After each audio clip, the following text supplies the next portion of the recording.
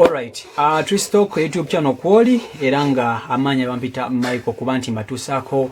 mawulire nate mwebale kubanti ate mutugoberera mwebale kubanti ate musubscribinga mbebaza nnyo mbebaliza ddala mugene maso n'okubanti bambi musubscribinga ku YouTube channel ya Feno tukyagenda maso n'okubanti tubaletera content asinga okuba omulungi eno season ya kuba content asinga okuba omulungi so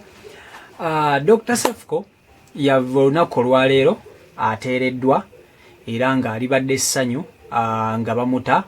abakyala be ababiri babaddewo Yvonne Sako n'omwalo omulala mukyala we alina abakyala basatu kuliko mukyala mukulu ne Yvonne abasinga kumumumanyi atrendinze nnyo Sako n'omwalo omulala so babaddewo okuba nti ba receiving bawaabwe ne wankubadde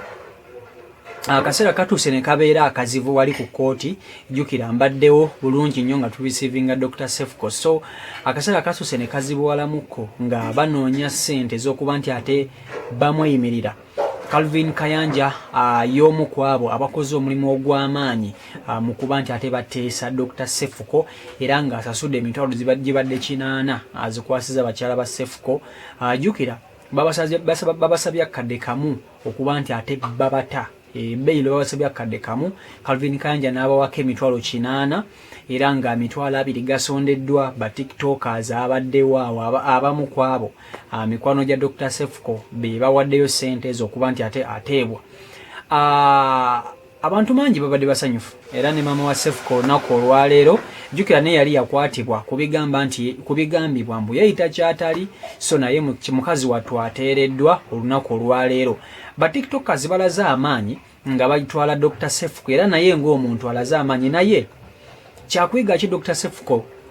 n'eri abo bonna ba tiktokers Sako nammwe abasuubira okuba nti mujoininga oba mukozesa internet eno TikTok yemu kwezo platform esinga okubaako entalo entalo zasinga kuba ate nnyo ku Facebook wabula ate ensangi zinavuka betanidde nnyo TikTok olw'ebbugumu erigiriko oli ava eri n'agamba nti ayagala kugenda ku TikTok nga talina content wakozesa so abamu ku abo abajoininga TikTok nga talina content gwayinza kuteerayo bantu kumwagala bagamba nti bw'oteekayo ebintu ebirungi eyo ngombo yaabwe oli agamba nti abo bw'oteekayo ebintu ebyamakulu abantu tebakugoberera naye content mungi omuntu gwayinza okukola nanso okuba nti afuna abantu naye ba tiktokers bafunye ekyokuyiga ne Cephco yennyini afunye ekyokuyiga mu kusibibwa kwe mu kumusiba full figure yali yagamba era nga yasuubiza wali nga bagenda okuba nti ate boogera ku by'okumusonyiwa n'ategeeza eggwanga n'agamba nti ajja kubeerawo nga Dr. Cephco ateebwa wabula full figure talabiseeko nga Dr. Cephco ateebwa era nga ababaddewo ye family ya Dr. Cephco taata we mama wabadde Mukomera ne bakazi be Sako n'emikwano ne ba tiktokers ab'enjawulo so Dr. Cephco ng'omuntu agambye mu kooti nti tagenda kuddamu kuwemula yes Sako n'okuba nti avuma abantu katulinde tulabe oba ekintu ekyo kinaasobola okuba nti ate kikolebwa bwe kinaba tekisoboka ye ng'omuntu alozezzaako anti omuntu bw'okozesa obu-internet eri abantu munnanga balina amaanyi abasobola okukuteekako amateeka ne gakwatira ddala bulungi nnyo tolabyeko kaawo waliwo TikTok omu amanyiddwa nga Yiga Sharifu yavuddeyo n'alwana oba twalabyeko olutalo lugenda mu maaso nga kigambibwa nti Bafana yamukubye olw'okumuvuma yamuwemula ebigambo ebyesinza kuyisa mu kamwa naye nga ba tiktokers bano basanye okuba nti atebeddako ng'abantu egimu kwegyo emikutu egikyaganya okujjako kwegamba obuvuyongo obwo ye YouTube jukira emikutu gino giyina guidelines and policies omuntu kwatambulira oba amateeka agagobererwa anti YouTube tosobola kuvaayo ntandika kuwemulira ku YouTube erina amateeka mulimu ebigambo ebyotayinza kuyisa ku YouTube olaba ne bwokozesa ekifaananyi kya muntu omulala ku YouTube bakutekako embeera you get copyrighted okitegeera ate bw'okozesa video y'omuntu omulala you get a strike okitegeera so amateeka gano gakoze nnyo ku YouTube ne TikTok simanyi oba amateeka ago gyegali kikirwaki buli omu asobola okukozesa TikTok nga bw'ayagala oba okitegeera naye nga kansobe nti ba tiktokers bafunye ekisomo bafunye ekyokuyiga mu kusiba Dr. Cephco